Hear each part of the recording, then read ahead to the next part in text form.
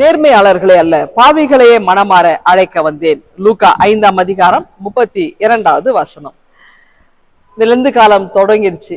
தொடங்கினதுல இருந்து நம்ம என்ன பண்றோம், ஒவ்வொன்றாய் இந்த மனமாற்றத்தை குறித்து நம்ம சிந்திச்சுட்டு வரோம். எல்லாரும் மனம் மாறுங்க, மன்னிப்பு வழங்காதவங்க மன்னிப்பு வழங்குங்க, மன்னிப்பு கோருங்கள், அப்புறம் ஒப்புரவாக்குங்க.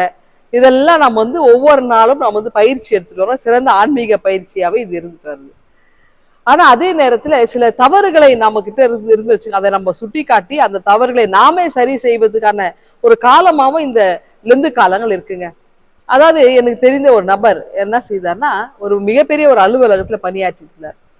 அவரு நிறைய அந்த கணக்கு வழக்குகளா பாக்குற ஒரு பொறுப்பு, மிகப்பெரிய ஒரு பொறுப்பு. நிறைய பில்ஸ் எல்லாம் பாத்தீங்கன்னா போலியானது நிறைய இருக்குமா. அவர் அதில் சைன் பண்ணணும், வேற வழி கிடையாது, அவர் மேல் அதிகாரி சொல்வார். அப்போ அந்த மாதிரி நிறைய பொய் கணக்குகள்லாம் எழுதுறவர் இருக்கும். ஆனா மனசு ரொம்ப பாரமா இருக்கும்.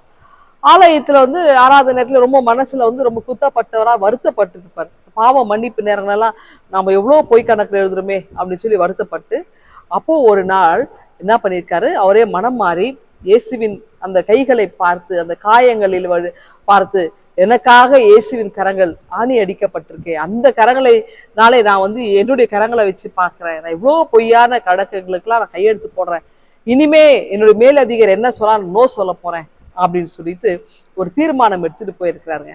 உண்மையிலே இதுதாங்க மனமாற்றம். இப்போ ஆண்டவராக இயேசு கிறிஸ்து இதுதான் எதிர்பார்க்கிறார்.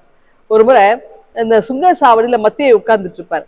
ஆண்டவர் அந்த வழியை போயிட்டு இருக்கும்போது அவரை பார்ப்பார். மத்தியை பார்த்த மாத்திரம் அவர் பேர் சொல்லி அழைச்சு என்னை பின் சென்று வா அப்படின்னு கூப்பிடுவார்.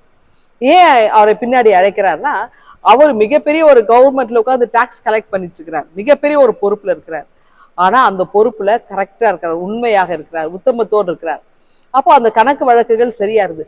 இப்படிப்பட்ட ஒரு ஆள் தான் நமக்கு படி தேவைன்னு சொல்லி ஆண்டவர் அவரை அழைத்திருக்கிறார். அப்படின்னா இந்த லெந்து காலங்கள் நம்மை சீர்தூக்கி பார்த்து, நம்மிடத்திலே குறைகள் இருந்தால், தவறுகள் இருந்தால் அதை சரி செய்வதற்கான ஒரு காலங்கள். ஆகவே நாம் நம்முடைய தவறுகளை சரி செய்வோமா? இந்த சிந்தனையோடு இந்த நாளை துவங்குங்கள். ஆண்டவர்களை ஆசீர்வதிப்பாராக. ஆமாம். எங்கள் அன்பின் ஆண்டவரே, எங்களிடத்தில் உள்ள தவறுகளை நாங்கள் சரி செய்ய நிற்கிற வைத்தார் மீட்பு ஜெபிக்கிறோம் எங்கள் அன்பின் கணவன். ஆம்.